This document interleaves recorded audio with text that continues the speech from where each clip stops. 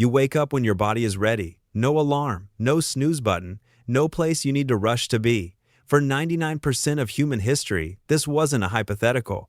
This was every single morning for roughly 300,000 years. Today, you probably woke up to a jarring sound, a phone buzzing, a shrill beep cutting through a dream you'll never remember. You dragged yourself out of bed exhausted, even after 8 hours.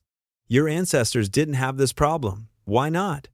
The answer isn't magic, it's biology. And once you understand how ancient humans actually slept, you'll never look at your own exhausted mornings the same way again. In the 1960s, anthropologist Richard Lee spent years living among the hoansi people of the Kalahari Desert, one of the last hunter-gatherer societies on Earth. He wasn't just observing hunting and gathering, he was watching how people rested.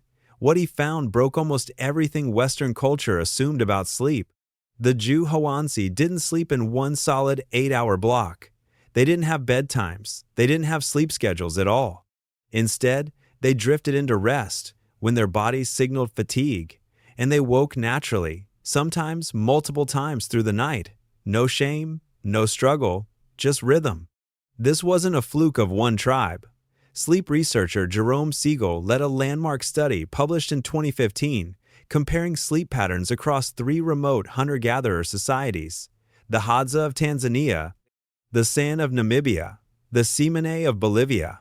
None of them had electricity, none of them had clocks, and astonishingly, none of them suffered from chronic insomnia, a condition that affects roughly 10 to 30% of people in industrialized nations today. Think about that for a second. Insomnia, one of the most common health complaints in the modern world, was almost non-existent among people whose lifestyle mirrored our ancestors for hundreds of thousands of years. What changed?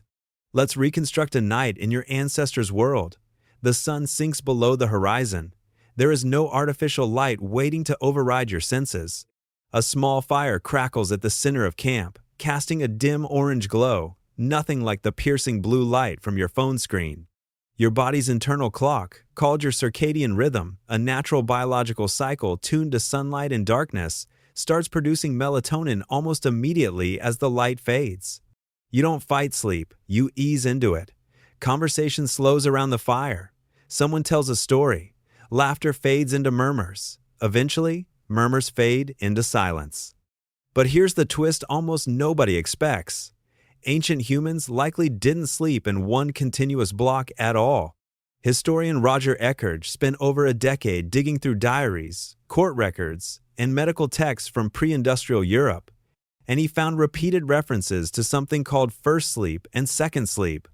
People would sleep for a few hours, wake naturally in the middle of the night for an hour or two of quiet activity, prayer, conversation, even sex, and then fall back into a second sleep until dawn.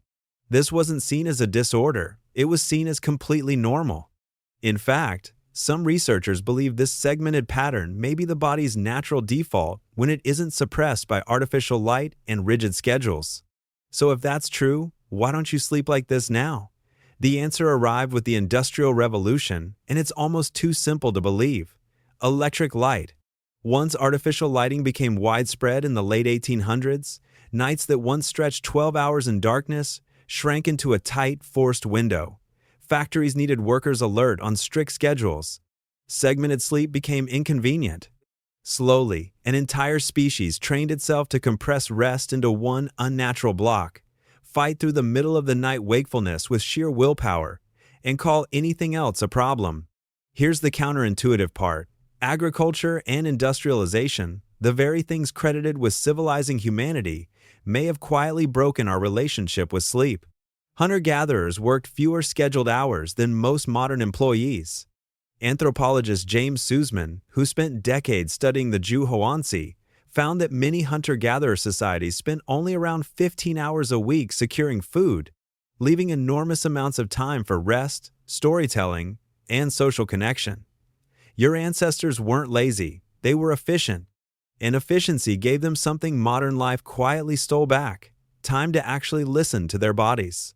Archaeological evidence backs this up too. Excavations at sites like Blombos Cave in South Africa reveal early humans didn't just survive, They had complex social lives, art, and symbolic behavior dating back over 70,000 years. A species that's stressed and sleep-deprived doesn't usually have the cognitive bandwidth for symbolic art. Rest wasn't a luxury for your ancestors. It was the foundation that made everything else, tool-making, storytelling, cooperation, even survival itself, possible. Now think about your own nights. The blue light from your screen suppresses melatonin production almost as effectively as staring directly at the sun would confuse a prehistoric brain. Your alarm clock forces you awake mid-cycle, often during deep sleep, leaving you groggy for hours. Modern sleep researchers have a name for this mismatch: social jet lag, the gap between your body's natural rhythm and the rigid schedule society forces onto it. Your ancestors never experienced social jet lag. Their sleep responded to light, darkness, temperature, and fatigue, not a schedule dictated by a workplace hundreds of miles away. Their bodies were allowed to simply be tired, and then simply rest. Does this mean you should abandon your alarm clock tomorrow? Not exactly. You can't undo thousands of years of industrial scheduling overnight. But there's something worth sitting with here. The exhaustion you feel isn't weakness. It isn't laziness. It's a mismatch between an ancient biological system, one that took hundreds of thousands of years to fine-tune, and a modern world that decided convenience mattered more than rhythm. Maybe the next time you wake up groggy at the sound of a blaring alarm, you'll remember that for most of human history, no one needed one. Your body already knew exactly when it was ready.